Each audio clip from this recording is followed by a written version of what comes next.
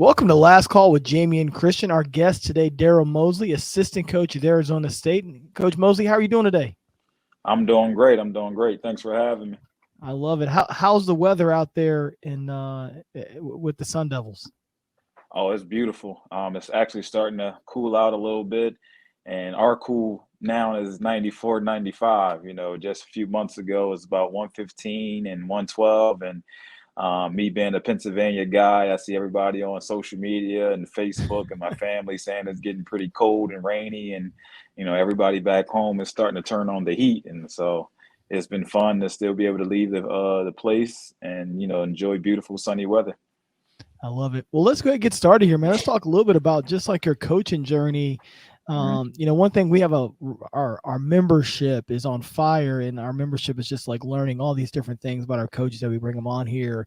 We feel like you're a great person for them to connect with. Been an assistant coach, been a head coach, very successful head coach, back to being an assistant coach and kind of making moves. And I think it's just important for people to understand the coaching journey and how it can take so Mhm. many different turns. Oh, absolutely. Let's start out, man. Let's start from the beginning, man. Let's start Mhm. with your decision to get into college basketball. Well, it started from my collegiate career. Highly recruited out of high school. 7, 8 Division I offers. That decided to go to Delaware State to start my playing career. Play with nationally ranked Chester High, where we were just run and gun. High tempoed, athletic as a team, and so we were really good. And so coming out of high school, I kind of had to focus on just defense, just to find playing time because we were so good and had a deep roster. And so, I decided to go to Delaware State. Used to play in an up tempo style of play. Went to a situation where we had 7 seniors, and I thought it was a good situation for me because I'm going to learn behind those 7 seniors. The program was successful coming off of playing in the NCAA tournament back-to-back years, and so me going there, learning behind those seniors.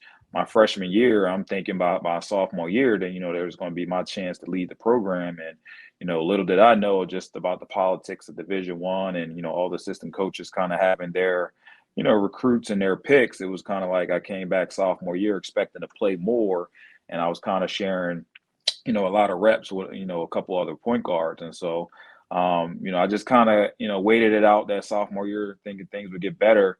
And it was just like, I want to go somewhere when I have a bigger role, be more of a advocate on the floor where I can be that point guard, be that mold of the team, to kind of have that leadership role. And it just didn't happen after that sophomore year. So then decided to transfer to Lincoln University in Pennsylvania my junior year. And of course, I wish back then we had the transfer portal where you didn't have to sit out. You could just go somewhere and play right away. And that was one of the reasons why I decided to go down to Division II.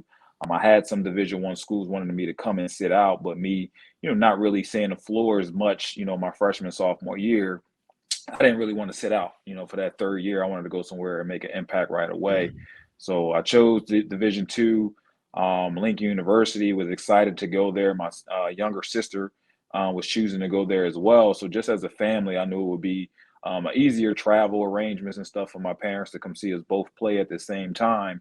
And I kind of already had a relationship with the coach. And so once I decided to go, it was just like I didn't see the writing on the wall about Lincoln kind of, moving from Division III to Division II, and all the promotion and highlighting was just, Lincoln is going to be a part of the CIAA conference, not knowing, before I decided to come, that they still had to serve a 2-year provisional year. And so it was kind of like at that point, I already committed. I signed the grant aid. I'm already enrolled in class, and it's just like, wow, this is kind of like a slap in the face. I'm going to play my last 2 years of college ball, and it's going to really mean anything. It's like an intramural season. So I think that junior year is kind of when I kind of focused on, you know, maybe basketball is not my calling, as a player, because everybody had their dreams and aspirations of wanting to play overseas or professional. And so that's when I kind of tapped into, skill development training and just coaching. And, even my coach at the time would say, I could see you're going to be a coach. He allowed me to run the drills, the stretching, and I was named team captain. But that's when I kind of honed into I think this is my calling, just to be that leader, to push other people to kind of, chase their goals and dreams and aspirations. So even though I was on the team, I was keeping guys in the gym doing extra work, skill development. When I come home in the summer, I was, doing skill development training with guys overseas, guys in high school, guys in college. And so I think that's kind of how I spearheaded that just that motivation to want to lead and just teach and inspire. And that's what happened. I finished out my 2 years at college. Our head coach got let go, and so they were hiring, a new coach. I had to come back for additional semester because I transferred, lost 9 credits, and so during that time, we're in the fall semester, and I'm kind of like running the workouts and skill development with no coach being in place, and so. They end up hiring a new coach, and I went and met with them. It was kind of like, I just finished playing here. Would love to join your program. And he shot me down right away. It was like, I want to bring my own staff in. One thing about this business is, trust and loyalty, and I want to have my own staff put in place. And so I understand. I appreciate the opportunity, to meet with you, but he turned me down. And so I walking back to my dorm room, and some of the players were like, Coach, what time are we working out tomorrow? And I was like, I wanted to say, the new coach just shot me down, but that text message right there kind of changed and spearheaded my career, because I said, you know what, same time tomorrow. And I still showed up to do workouts the next day. And it was just like the perfect timing, because while we were working out, the new coach was kind of doing a campus tour with the athletic director. And they finished up in the gym, and they seen me doing workouts with the guys on the team, and that I kind of had their ear, and it was just intense. And the coach met with me after that.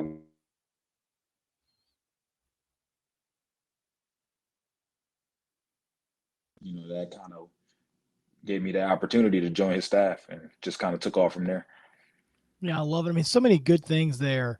I want to kind of dive back a little bit, because I think you hit on so many things that people don't really think about, and honestly, things that we don't get a chance to discuss really on the pod, right? And, first thing is coming in as a highly recruited freshman, getting an opportunity to learn and sit behind some guys, and then kind of figuring out the business of basketball along the way.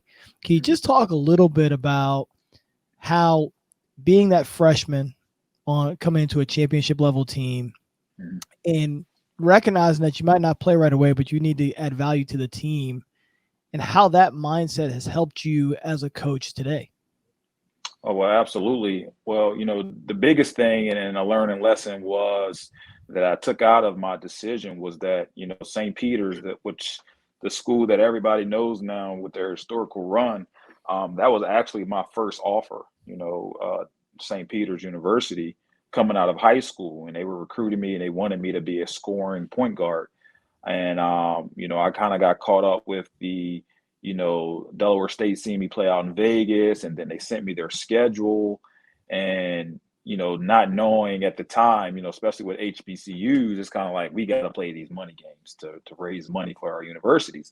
I'm just looking at it as a kid like, man, we got Duke, we got Marquette, we got, Arizona State, we got Purdue, we got, Wisconsin, University of Pitt. And so it's just like, as a kid, I'm watching all these programs on TV, on ESPN, and I got a chance to play them. And so that was kind of what kind of steered me in that direction. Like, I want to play, at this level and play against these big time schools. And so definitely coming in, you already kind of knew they were a successful program. You kind of had to learn from the upperclassmen and work extremely hard. But, kind of being that sponge, and our starting point guard was really, really good. And so I kind of had to battle and compete with him every day, but kind of ask those questions and just seeing his work ethic and how he operated. And I kind of, took those things in and knew that I would apply them the year after. But, when you have, a core of guys that are really good, and you kind of built those relationships with their AAU coaches and their family members, and it was other siblings coming in the year after because of previous commitments and stuff. You don't know that as a kid coming in school. You just want to work and, Yeah. do what you're taught coming out of high school and just work for everything you have. And so it was a humbling experience, coming from a nationally ranked high school program, and you're playing against everybody's best at their high school and junior colleges. And so it's kind of like you got to fend for yourself. You got to go out there, go to war and process and put, extra work in just to be valued by your coaching staff to show that I'm ready to go. You put me in the game, I'm ready to go. And so, you kind of got to know when it's time. You feel like you've done everything you could. I never consider myself a quitter or I wanted to transfer. I love the school, but my passion of wanting to play and have a bigger role and contribute to a program, I couldn't do that, from just sitting the bench. And so I knew where I'm from, in the city of Chester, you're just a go-getter. You got to get after it. And it was just like, I can't bring that contribution sitting on a bench. I want more for myself. I want more for my role. I want to be able to, bring more to a program. And so that's when I kind of, thought it was the best decision for me, and my family at the time to kind of go ahead and make a transfer situation. Yeah, it's always such a challenge. I think, people recognize that there's a funnel, right? Like every time you take a step up, there's a funneling of players that kind of come in and out. Oh, And I yeah, think absolutely. sometimes it's really hard for people to understand that and just understand how hard it is to play in college basketball, and Mhm. I always tell, when we're recruiting, I always say, like, don't underestimate how good the team is that you're walking into. Oh, absolutely. Everybody on that roster was the best player on their team and the best players in their leagues, and the funnel really kind of reaches a point where, really the chance to play versus not playing is so small. I mean, the margins are Absolutely. really small. And, how much of it do you think comes down to just opportunity?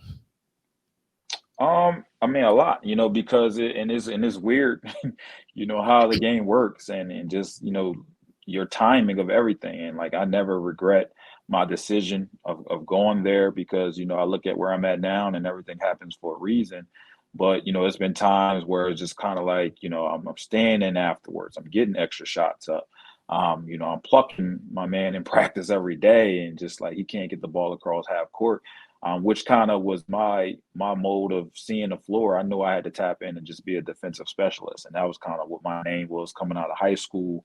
You know, I'm just going to take pride in defending, and you always need a guy like that on the team. And so, sometimes when you think the work you're putting in is not, being noticed, and then you kind of get down on yourself, or the extra work you put in is not being noticed, and then, I'm just like, working extremely hard, and it was just like one game, you know, I'm just sitting at the end of the bench, and I was the first sub. Coach called me, and we were playing on ESPN2, and I'm like, "Is he calling me? Like, what in the world?" And I just went sprinting to the table, and I ran in and actually played great minutes on a televised game. And so it was like, you just gotta stay even kill. You can't get too down on yourself, and you just can't give up on yourself because you might not be getting a lot of reps in practice, but you just never know the situation of the game. The starting point guard might get hurt, might be in foul trouble, or they know I'm a defensive specialist and somebody else on the team is just getting off on us and they just need somebody to come in and slow them down. And so, just a valuable lesson, just stay the course, don't give up on yourself, continue to work. And once you kind of evaluate the situation after the end of a season, that's when you have those tough conversations with your coach, your family, and yourself to see, do you want to do this another 2 years, 3 years, or is it best see fit? Can you play a bigger role in another program? Yeah, it's one of those. It's always so tricky, because Yeah, just having so many guys come into the office, you kind of hmm recognize that, man, if you really give it another year, it might work or it might not, yeah, and I think when you're a player, it's hard to understand that really mhm, it's such a small margin. yeah, And I just, that's why I asked you that, because I mean, I'm sure there's a ton of people that listen that are going to try to help their young players, or, maybe even their family members. And it's just so they understand, it's like everyone's working really hard, everyone's really talented. right, It could work, it could not work. So finding a way in there, and then when the opportunity presents itself, just diving into it and giving everything you got, and hope that you have a little bit of luck, and absolutely. hope that the guy Got you're to have a guarding little that bit of night that. has a tough night. Yeah, absolutely. Then you talk a little bit. I mean, I think this is really good because, hmm you have so many programs that are like changing levels now and changing conferences, and you've got kids that aren't eligible to play right away because of that. And you lived it. You lived the hmm 2-year probation. What is that like as a player in that locker room? I mean, what's it like going to practice every day, preparing? I mean, everyone's looking towards that NCAA tournament at the end of the year. And so what is that like when you don't have that as the kind of the carrot at the end? Well, I experienced it firsthand. Like you said, we were all excited about it. I knew some of the players we had coming in. And then once we found out, it was just like, yeah, we're about to be full-fledged members of the CIAA conference. But it was that big but in there that, but we still got to serve a 2-year sanction provisional. So what does that mean? It means you're going to play a CIAA schedule, but it's just basically a regular season. You guys won't be able to compete for the tournament. So it was just kind of like it demoralized our whole team. And you could see by just our record, we were very, very talented. We had athleticism, we had shooters, we had bigs, we had scrappy guards, but it was just kind of like we played like we weren't playing for anything.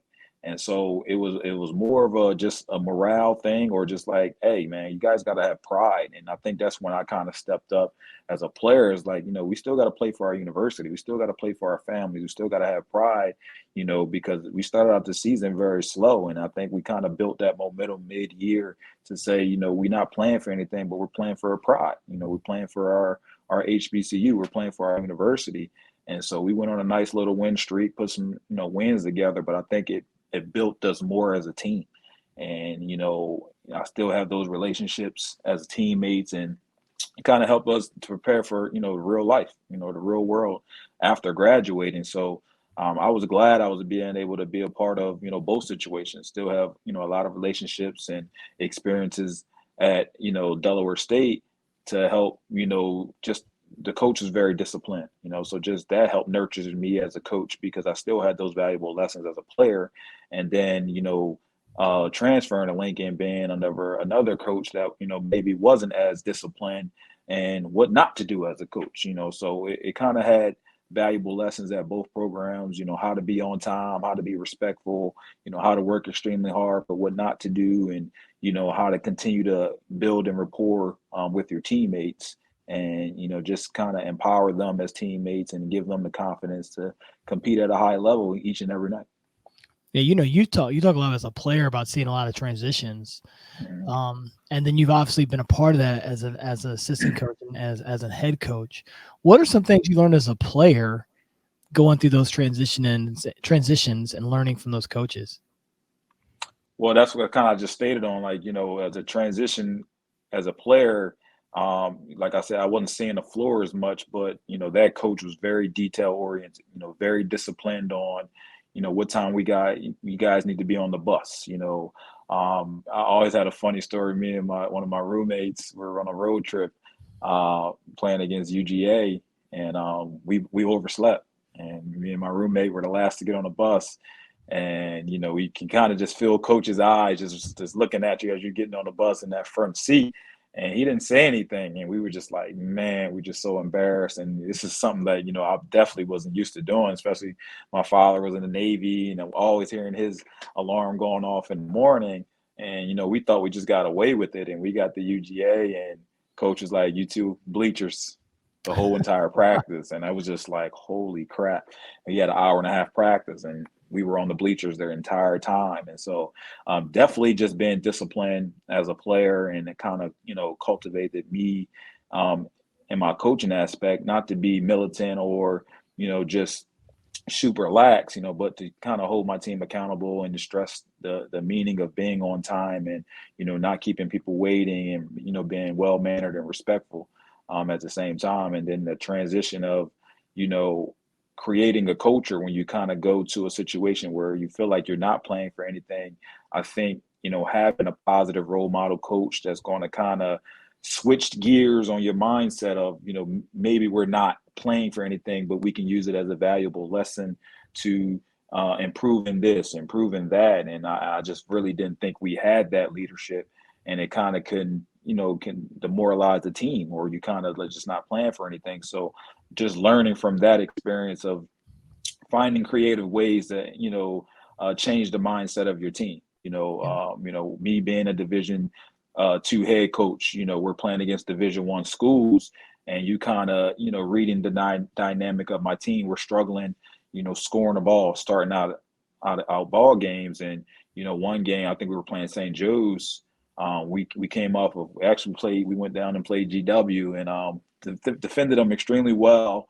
And we just couldn't score the ball. I think we held them to about 42 points in the game, but I think we scored 27-28. So good fought game, just couldn't score the ball. So we played St. Joe's next. And, going into the game, nobody, consider us going to win, but how you change that mindset with your team.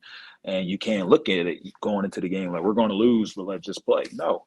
Hey, small victories at a time, and let's attack this first quarter. And we lost the first quarter of the last two games. And, the goal is to try to win this first quarter offensively. Let's see if we can win this first quarter and score more than them. And I got a promise. If we win the first quarter, you guys don't have practice tomorrow. And just put something on the board to give them a goal to say, and they looking around like, we'll be off tomorrow. We came out and we won that first quarter 16-12. And so they're extremely excited on the sideline at the time, but it's like we meeting as a staff, like, we just scored the ball against this team. Let's go and win the game now. And you get back to the huddle. Hey, let's go win the game. You guys see that y'all beat them the first quarter, and you guys got your jitters out. Let's go ahead and win the game. And so, man, we were up 16 at halftime. And that's one game that I wish I could always get back. The whistle got a little tricky in the second half, and I just ran out of bodies when you got 6'2", 6'2", 6'2" in the paint on the other side, and I got a 6'1", and my next big is 5'11", and they just start pounding it inside, and they fought back, and they ended up beating us by 6. But it was a game that I was extremely proud of my team. You're going against an A-10 opponent, with a Division II roster, and we fought. And so, still being able to, beat 3 Division I schools 3 years in a row, while being there, that just came from changing the mindset. I know they're Division I and I know they're supposed to, but, they bleed just like we bleed. We're going to prepare just like everybody else is preparing. And so once we dug into some film and, built that confidence in our team, they got up ready to play those teams. Yeah, it's so huge. I mean, I think learning how to win those games in the non-conference and how to build that kind of confidence, I'm curious. I mean, I played in the NEC, so we played a lot of money games early in the year. That I coached in NEC, and we played a lot of money games early in the year. I'm curious about how you felt like that helped develop your coaching mentality. Well, it was not only just my mentality as a coach, but I knew just from a resource standpoint, it was something I had to do. Not a fully funded scholarship program. And, I'm playing against everybody in my league that are fully funded, and I'm getting big time Division I transfers that wanted to come down and play, or, just, struggle with the financial piece of being able to give them a full ride. I knew I had to do something else that can kind of entice them or engage them in wanting to come. And so I, met with my administration and was just like, if I'm able to play these games, could these games go to my program? And they were all for it. We don't have the money or funding to put towards your budget, but whatever you raise, hey, see fit to use it for your programs. And so I was able to, I went and played Syracuse. That was a big time money game for us. Played Maryland, and so these are big time, one, just establishing relationships with, bigger coaches, but to also create funding and resources for my program. And once that money came in, I was able to pay my volunteer assistants a stipend. I was able to get a substantial amount of gear where if I can lace my team with, winter jackets, training shoes, travel shoes, sweatsuits, it kind of, brings a sense of pride and just joy to be able to say, I might be taking out a $4,000 loan, but coach take care of it on the back end with these book bags and winter coats and winter hats. And, when we stroll up in other teams' gym, you guys are fully funded scholarship wise, but, I just put 15,000 towards gear. And so we look better than you guys. And if you look good, you play good. And so it just established that confidence in my team that, they knew their coach had their back, and, we were going to look good, and my staff was well taken care of, knowing that, they're not on a full, full-time, job, but, I'm still getting, a stipend on the side. And so you kind of got more out of your staff as well. But, sometimes people ask, well, do you think it's going to demoralize your team? If you play against a Maryland and Syracuse and you lose by 50, 60 points. And absolutely not. One, it doesn't go on my record. Two, it helps me in the long run, financially, but that's that thing as a coach. Again, you kind of change the mindset, you know, and sometimes you got to hype them up. You guys want to play Maryland? You know, they got players on the team that's going to be in the WNBA. You can always tell your kids, you know, I played against Kayla Charles and I played against Shakira Austin. And so, but also, is this something you guys do not want to do? I had those conversations. They say, yeah, coach, well, shoot, it's going to be on television. And, you know, it don't count towards our record, but you always want to make sure that, you know, one, they're not afraid, or, you know, it's not something that they don't want to do. And so, you know, we had those conversations. They were up to it. And, you know, we competed well with both programs. And so they see the reason why later on, once, you know, they see once we can, you know, put more money towards the program, having team engagement, you know, opportunities to do stuff as a team, bowling night, you know, go to a laser tag, you know, just go to haunted houses, you know, all that funding comes from just having additional money put in my budget where we can have more team bonding and engaging opportunities with those extra resources. Yeah, you know, I felt like additionally, like gave our team like great resiliency. You know, you Oh could yeah. always tell the teams at the beginning of the year that didn't play anybody when you get to conference play and they kind of have that, Oh yeah. that skid, you know, and you could tell the teams that played good opponents all year long. And, you know, it's just that mentality that we're going to play good teams. We're a good team. We're going to play good teams. And we're going to do whatever's necessary that's best for our program. And, Oh, absolutely. and that's always trying to win, obviously, but there's other needs that we have and trying to figure out a way to figure those things out. I always thought were really important. Right. Exactly. You know, I feel like when I connect with a lot of coaches in the first or second years and their first opportunities, a lot of guys struggle learning how to figure it out. You know, if you're coming from a program where you've always had everything, you've never had to figure it out. And so I think it's a tremendous strength of yours. They've had to figure it out along the way, and you've had to make some sacrifices, some calculated sacrifices. You've been able to have a lot of success with it. Absolutely. What's that like? I mean, you know, you're a really successful head coach at Lincoln, just did a tremendous job there over the 6 seasons. What's that decision like to go be an assistant coach at the Division I level? How do you make that sort of decision? To this day, I feel like that was probably the toughest decision I ever had to make. You know, enjoyed my time at Lincoln, and you know, just even getting my foot in the door. You know, I didn't mention, you know, I had a successful stint as an assistant coach on the men's side, and you know, till this day, we still currently hold the Division II record at Lincoln for most wins in a season, and just, you know, kind of watching the women's program progress each and every year. You know, I'm sitting in my office one day and 4 young ladies from the team came knocking on my door.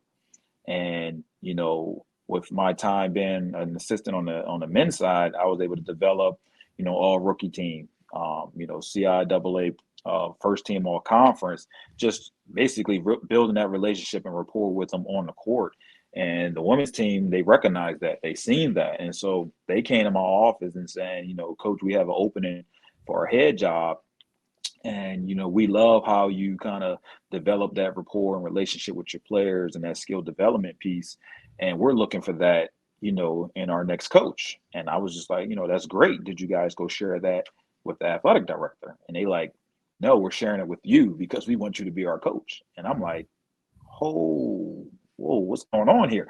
And so I kind of explained it. I'm like, you know, it's not like the local Boys and Girls Club where I just walk out and be like, all right, I'm you guys' coach. I said, it's a whole process. You know, you got to go through and, you know, apply for the job. They was like, well, we want you to apply for the job. And so I never even thought about it. Like me, one, coaching on the women's side, but two, you know, this is after being assistant for 5 years. Am I ready? You know, you just never really know when you're ready. And so I go to talk to my boss, and he was like, you know, I would hate to lose you, but, you know, I think, you know, the time is now. It's a great opportunity because you're already here at Lincoln. You know, went home, talked to the family about it. They prayed about it. It was like, we think you should do it. And so I applied for the job, and it's funny. I'm coming in the interviews with a full suit on at the job I'm already at, you know, and it's just going downstairs to the AD's office. And then, you know, late in the year, September, I get a phone call from the AD, come on down, and was named, you know, the head women's coach. And, you know, I thought I had no chance in hell. You know, it was 167 applicants. You know, I'm a 5-year assistant on the men's side. But just the work you put in, you really never know who's watching. And so those student athletes, you know, seeing the work that I was putting in on the men's side, and they wanted that, you know, in their coach. And so once, you know, having that opportunity to move over, we had a lot of success and like just doing a lot of team bonding, or having a lot of fun, just kind of instilling my culture and my philosophy of playing. And we went on to win a lot of ball games, and so came with a lot of success. And I was able to have two, first team all conference and player of the years, ECAC player of the year. I was able to, become coach of the year, voted by the coaches in the league, and, also becoming nationally ranked, and for the first time in school history. And so you're having all this success, and then you come back and you're ready to get started after that big, nationally ranked year. You're coming off of being coach of the year. And then it's kind of like, once you're starting to having a little success, now the president and AD is like, well, he was able to get to the Final Four in the tournament with 4 scholarships. Let's try to give him 6. Well, he just become nationally ranked with 6 scholarships, coach of the year. Let's give him a little bit more. Let's get him to 6.5. And so it's kind of like I was able to put that roster together where I felt like I got all the pieces I need. I got shooters, I got athleticism, I got bigs, I got probably the 2 best point guards in the league. And so that's when I kind of knew I had the talent. I started scheduling those Syracuse, Maryland, Division I schools, raising money. And we played, 6 games starting the season out. And that's when COVID happened. In our season, a lot of Division IIs canceled. And so it was just like, as a coach, it was just very deflating, because it was like you're coming off the biggest season of your career, and you nasty rank, and you got the player of the year. I was coach of the year, dealt with some injuries late in the year where we should have been able to win the whole thing. But, when your top kids aren't on the floor, it's just tough to win. But you had everybody coming back, you had everybody healthy, and then boom, COVID happened. And so it was just like, wow, it was very eye-opening to, how life can change so quickly. And you're sitting back watching Division I still play. So now as a coach, I got to strategically keep my team engaged. Everybody was sent home. They're not on campus no more. So we're doing team Zooms, having team movie night, team game night on Zoom, but we're not playing. And so, I'm just kind of thinking about my career and what's next, because I have this whole team coming back. But, COVID is real, and COVID is still happening. And so that we go into that next season, and that summer after the season, my phone is ringing off the hook. They want me to interview for this head job. I'm interviewing for this head job. I got head coaches calling me to be their assistant. So I had a lot of offers on the table, and I was actually interviewing for some head jobs. It was kind of like just the timing of everything. I had 3 guaranteed offers as an assistant. And then I kind of was a runner-up for 1 D1 job, and then I was a finalist for 1. But they were like, we're going to bring you on campus in 3 weeks, and you're in the final 3. And I'm like, I got 3 guarantees, and then I got a possible head coaching opportunity 3 weeks away, and I can't keep 3 guarantees waiting. Who says I'm going to get this job?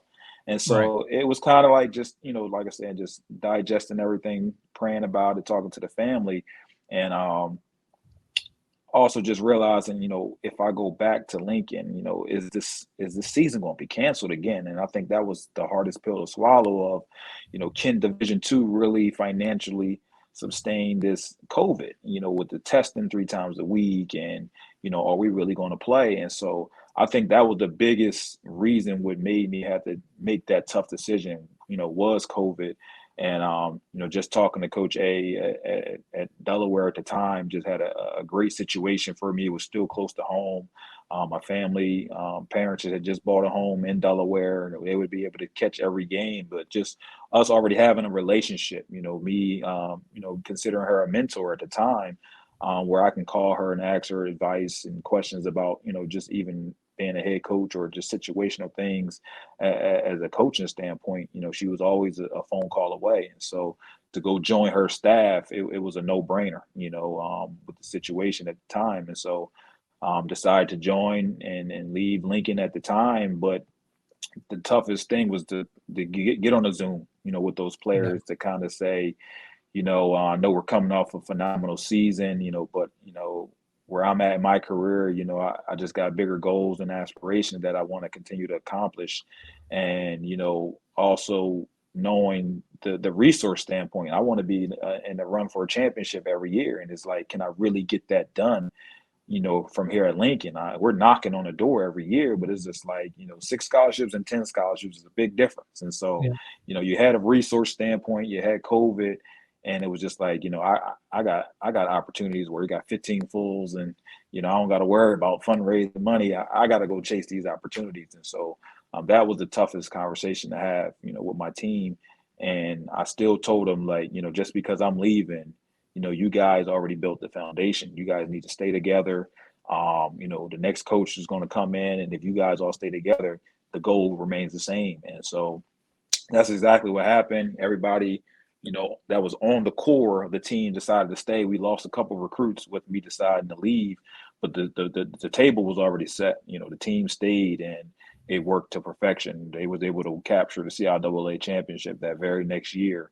And I went on to Delaware and was able to help them capture a championship. So it was a full circle moment, because it was, Coach A was phenomenal. She actually gave me the day off from practice to, drive down to Baltimore to see my team play, and just sitting there front row, just knowing all the blood, sweat, and tears we put into that program, to see them playing in a championship game and just getting it done, man. It was just very emotional for me at the time, but just, happy at the same time.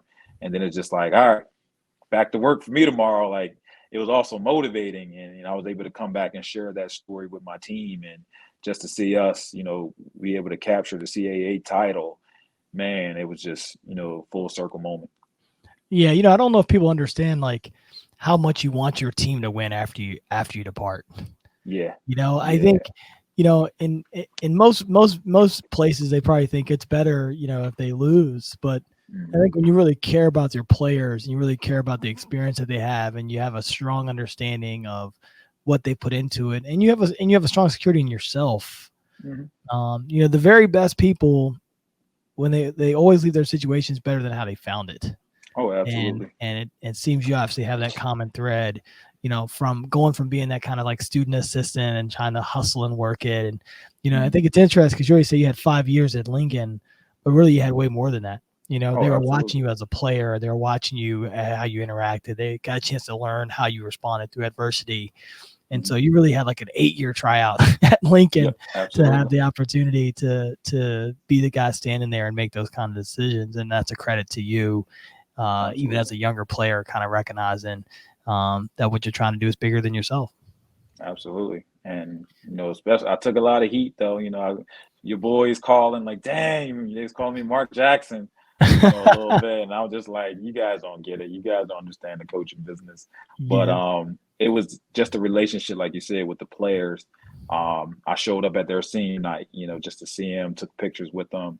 And, just the respect from the administration at the time, see me at the game, and they brought me a court pass to come down and kind of just, vibe with the team and celebrate with them.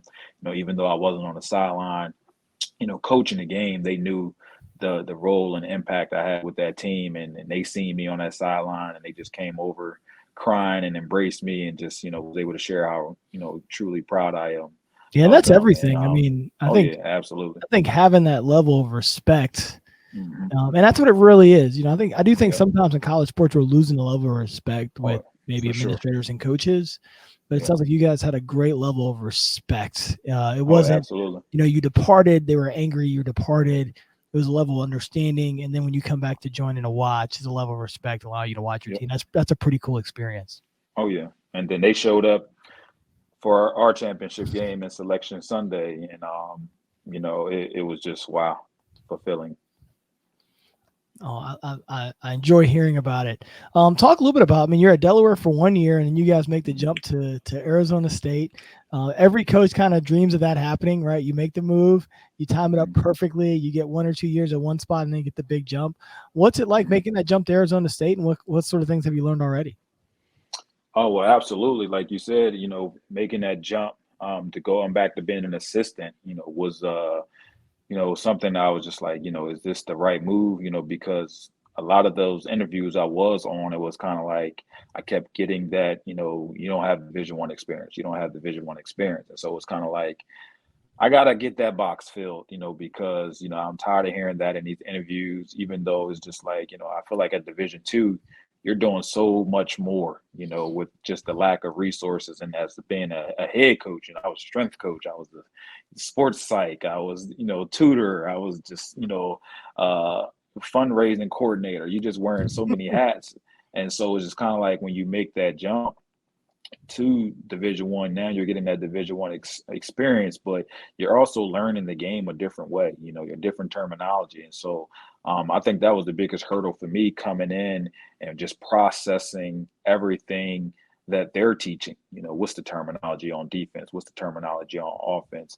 What are the type of sets they're running, instead of coming in and kind of saying, I'm used to doing stuff this way, or this is how I did things.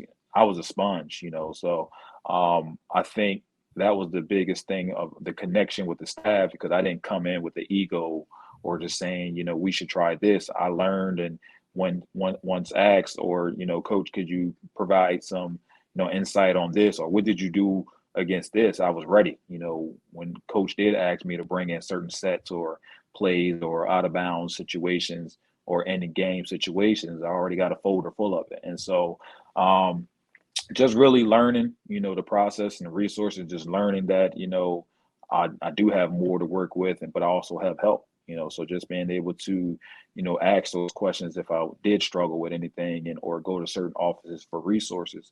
But, they had success before I got there. And it was just like, what could I bring to the table to add to the success? And it was kind of just like really building a relationship with the players. And that was kind of always my MO, just having the players in skill development workouts, and just having a chance to work with Jasmine Dickey, who, went on and got drafted to the WNBA. I'm watching a lot of film on her, just kind of how can I help her improve and get better. And, she struggled shooting from, the 3-point line. And, she kind of, got to the basket and just will lower her shoulder and, kind of just bullied her way to the paint, where teams are going to start charging you or W in the paint, doubling you up in the paint. And so just trying to teach her more counter moves, just hesitation, rip through, step backs, and just getting, a lot of shots up from behind the three, and kind of to improve her confidence in shooting the ball, where now you can sack off on her. She's 3-level scorer. And so just building that relationship with her, and who's also the leader on the team. And so if I can build that rapport and relationship with her, now everybody else is noticing, oh, wow, he's working with Jasmine Dickey, and she's in the gym with him every day.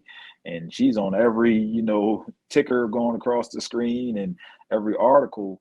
The kid went off for 52 points one game and 48. And so it's kind of like, who has been working with this kid? And I was never the type to, repost her, say, I'm working with her, I'm doing this, I'm doing that.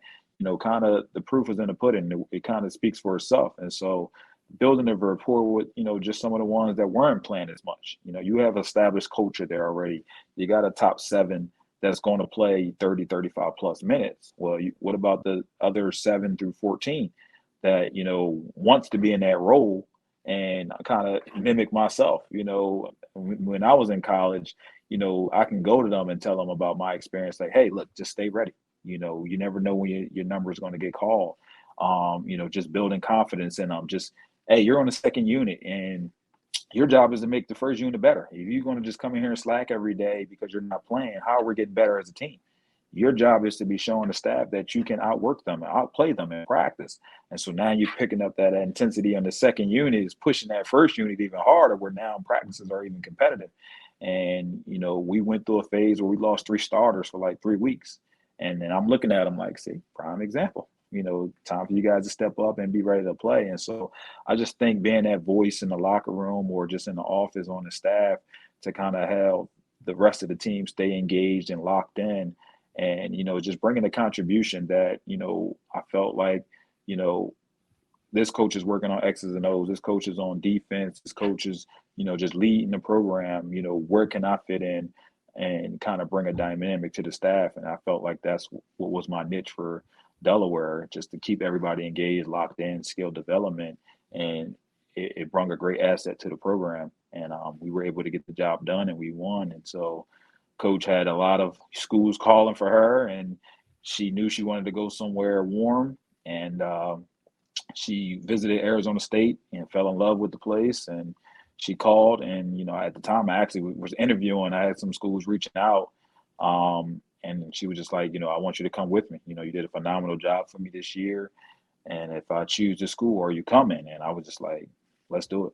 Let's do it. And so here I am now. We're excited to be here. And about 5 months in, just trying to establish our culture here. Of course, with coaching changes, a few of the players, went to the transfer portal. I think we had about 4 or 5 that went to the transfer portal. So it gave us a chance to be able to kind of, build relationships, West Coast, and, some kids that we were already recruiting decided to still come. But, we were able to bring in 7, and it was already 7 here. So just really trying to establish a culture, put our system in, get the girls playing well, doing a lot of team bonding and camaraderie things. And, here we are. Full-time practice started last week, and we got a scrimmage in 3 weeks. And so time is gone. And here we are, man. Well, I've enjoyed our convo. Absolutely. We finished this thing off here at Last Call with one final question. And, it's called Last Call, so imagine, if you will, it's into the night. That bell's been rung for the last call. To the left of you have someone who's retired. And to the right of you have someone who's still alive. What 2 people are you going to have beside you? So to the left of me, I have somebody retired. Yep. And on the right of you, you have someone who is still active and working and doing their part. As a coach, you mean? Yeah, I think inside the business, let's keep family out of it, but can be anyone. That gives you a little level of inspiration, or someone that you're curious about. Okay, so to the left of me, I wouldn't say he's retired. He's my mentor, and John Hill. Okay. He got me into the business. He's the one that who shot me down, and I never let him forget it. Yeah. He turned me down in that first conversation, and man, to this day, man, him as tight as a whip. But still seeking to try to get back in, but just knowledgeable of the game. Taught me a lot just about the grind of the business and work ethic, and just watching film. We would be meeting as a staff about 12:30, 1 o'clock on road trips, watching film, and he's like, "All right, let's touch base again at 6 a.m. at breakfast." And I used to be like, "Oh, hold up, that's 4 hours of sleep." And so he's definitely someone I can definitely pick up the phone and call, every day. And to the right of me, not a coach, but I know you said keep family out of it, but I think family is kind of what kept me well grounded as a player and as a coach, because sometimes you just feel like, you can't always, voice your opinion or vent to your staff or everything, but, your family kind of always bring you back, level, and just, continue to motivate you and pray for you as well. And so when I look to my right, it's always going to be my parents that I can call and just get guidance and just, just spiritual prayers and just, thoughts and inspirations, poured into me to keep me going and motivated, even if it's, a bad day or just really, feeling down on myself, I can always count on them to kind of keep me level headed and, don't forget where you came and your upbringing. So those are 2 people I would always, look to my left and right, or just a phone call away. I love it. And I've really enjoyed our conversation, Coach Mosley. Absolutely. And I'm going to wish you continued success out there at Arizona State. That's Jamion Christian, Last Call, assistant coach at Arizona State. Darrell Mosley joins us today. Thanks for your time, Coach. Thanks, Coach. I thank you for having me, man.